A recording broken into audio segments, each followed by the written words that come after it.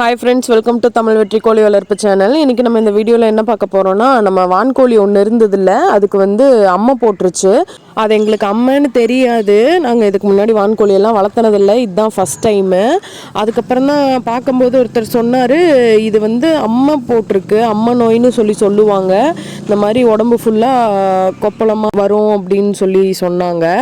அது அப்புறம் என்ன பண்ணால் சரியாகும்னு பார்க்கும்போது வேப்ப இலையும் மஞ்சளும் வச்சு அரைச்சு அதுக்கப்புறம் எங்கெங்கே அந்த அம்மை புண்ணு இருக்கோ அதுலெல்லாம் வச்சு விட சொன்னாங்க. இங்கே பக்கத்தில் இருக்க கால்நடை ஹாஸ்பிட்டலில் கேட்டப்போ அவங்களும் என்ன சொன்னாங்க, இதே தான் சொன்னாங்க. வேப்பந்தலையும் மஞ்சளும் அரைச்சி எங்கெங்கே புண்ணு வந்திருக்கோ அங்கெல்லாம் வைங்க, சரியாயிடும் அப்படின்னு சொன்னாங்க. அதுக்கப்புறம் தான் நாங்கள் அதை பண்ணலான்னு ஸ்டார்ட் பண்ணோம். வேப்பந்தலையை ஃபஸ்ட்டு அரைச்சிட்டு, அந்த அம்மி பார்த்திங்கன்னா ரொம்ப சின்னது. வீடியோவில் கொஞ்சம் பார்க்க பெருசு மாதிரி இருக்குது, ஆனால் நேரில் அது ரொம்ப ரொம்ப சின்னது. அதில் ஃபஸ்ட்டு இப்படி 2 டைம் அரைச்சாவே சைட்லலாம் விழுந்துருது.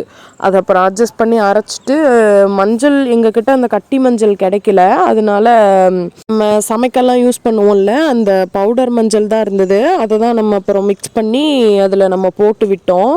தூரத்துலேருந்து பார்க்கும்போது பெருசாக தெரியல, ஆனால் அந்த வான்கோழி பக்கத்தில் எடுத்து பார்க்கும்போது ஏகப்பட்ட புண்ணு, காலில், உடம்புல, தலையிலலாம் ஃபுல்லாக புண்ணு. அது எப்படி தான் இவ்வளோ நாள் அந்த வலியை தாங்குச்சுன்னே தெரியல. நாங்களும் எங்களுக்கு தெரியாதனால நாங்கள் அசால்ட்டாக இருந்துட்டோம், அப்படி தான் வரும் அப்படின்னு அந்த வான்கோழியை பிடிக்கிறேன், ஒரு மாதிரி பாம்பு மாதிரி புஸ்ஸு புஸ்ஸுன்னு சவுண்டு போடுதுங்க. எனக்கு இப்போ சொன்னால் சிரிப்பாக இருக்குது, ஆனால் அந்த சமயம் நாங்கள் பெட்டியில் வச்சுருந்தோம்.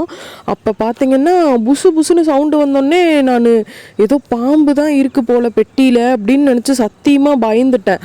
அதுக்கப்புறம் இதை தொட போனால் மட்டும் அந்த சவுண்டு வந்தோடனே தான் தெரிஞ்சது இதுதான் அந்த மாதிரி சவுண்டு விடுது அப்படின்னு.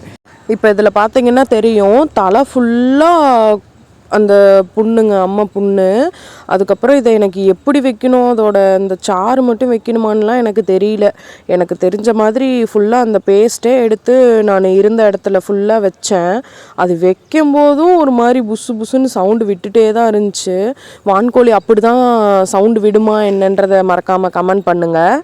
இன்னொரு விஷயம் சொல்லணும்னு நினச்சேன். இப்போ நான் கொஞ்சம் வெளியில் வந்துட்டேன், மைக் எடுக்காமல் வந்துட்டேன். கொஞ்சம் நாய்ஸ்லாம் கேட்டுச்சுன்னா அட்ஜஸ்ட் பண்ணிக்கோங்க.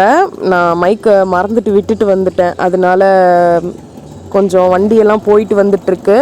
அந்த சவுண்டு உங்களை டிஸ்டர்ப் பண்ணிச்சுன்னா மன்னிச்சிக்கோங்க. அங்கே பாருங்கள், தலையில் தான் நிறையா இருந்துச்சு.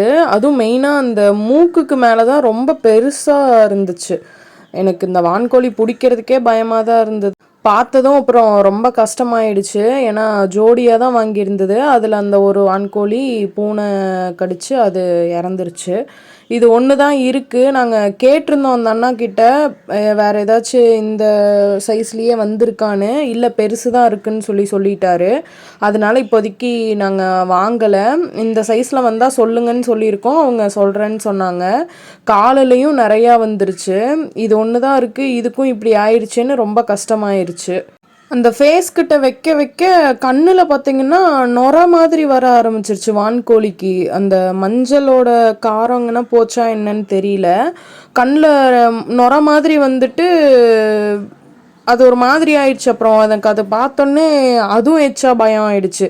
அப்புறம் தண்ணி வச்சு கண்ணை தொடச்சி விட்டேன். அதுக்கப்புறம் நார்மல் ஆயிடுச்சு. காலில் பார்த்திங்கன்னா தெரியும், குட்டி குட்டியாக நிறைய வந்திருந்தது.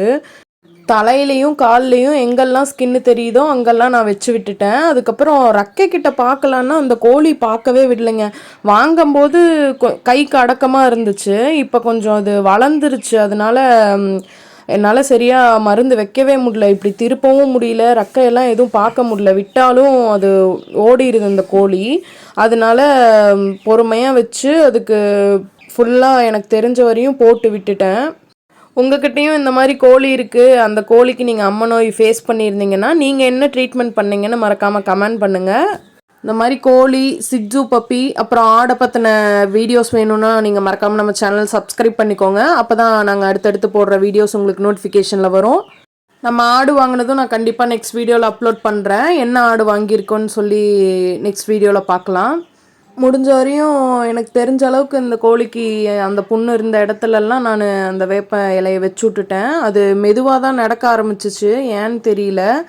நான் இதே ஏதாச்சும் அதை திரும்ப சைடு எஃபெக்ட்ஸ் பண்ணிடுமோ அப்படின்னு நான் பயந்தேன். ஆனால் இப்போ பார்த்தீங்கன்னா கோழி நல்லா இருக்குது. இது போட்டதுக்கப்புறம் அந்த புண்ணெல்லாம் எப்படி இருக்குன்றத நான் கண்டிப்பாக இன்னொரு வீடியோவில் நான் போஸ்ட் பண்ணுறேன். இது கூட இருக்க அந்த சோனாலி கோழி எல்லாமே வெளியில் மேய்ச்சலுக்கு போயிட்டாங்க. இது தனியாக தான் இருக்குது. அதனால தான் இது அவங்கள தேடிட்டு இருக்கு, யாரையும் காணோன்னு சொல்லி. அப்புறம் அந்த கோழிங்களை தேடிட்டு இதுவே அங்கே போயிடுச்சு. நெக்ஸ்ட் வீடியோவில் பார்க்கலாம். தேங்க்யூ ஃபார் வாட்சிங்.